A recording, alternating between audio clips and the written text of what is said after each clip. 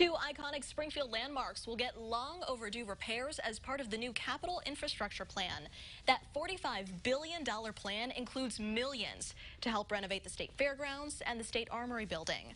WCIA3's Capitol Bureau Chief Mark Maxwell went to both sites today. Mark, some buildings at the fairgrounds are in such bad shape, they'll have to tear them down. Jessica, I saw many of those buildings up close and personal today. They're in really bad shape. These are our buildings. They belong to us, taxpayers, but they've fallen on hard times, haunted by the ghost of governors past. The center of the building's collapsed. Yeah, okay, wow. You don't have to drive very far at the state fairgrounds to see signs of decay and disrepair. Shingles peeling off, roofs caving in, a list of overdue maintenance projects $180 million long. All hanging over places where families come every summer. I mean, this is one of the bigger structures I think that we have that we do stuff during the fair.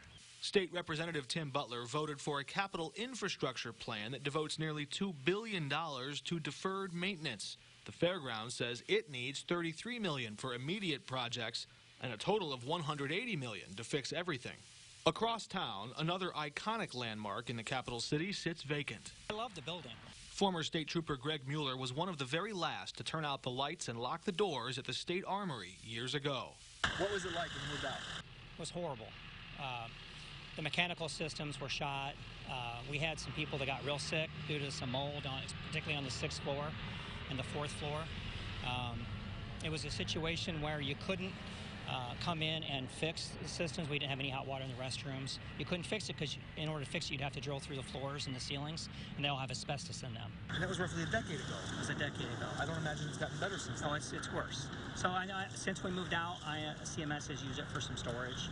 Now the Armory is in line for $122 million worth of repair. Mueller says that could be just enough to bring this building back to life. There's projects that are ready to go that have been on the books for a long time, and as soon as the governor signs the bill, then hopefully we can see some projects start taking place. But some of them probably will be a little farther out. It's it's a multi-year plan.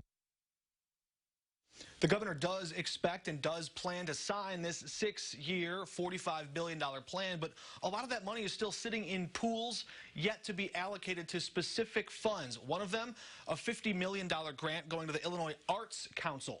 Guess who chairs the Illinois Art Council? None other than Speaker Michael Madigan's wife. Jessica. All right, Mark Maxwell reporting live in Springfield for us tonight. Mark, thanks so much. That capital plan also includes $250,000 for the Don Moyer Boys and Girls Club in Champaign, $2 million for sewer upgrades in Champaign, and $400,000 to help repave Vine and Washington streets in Urbana.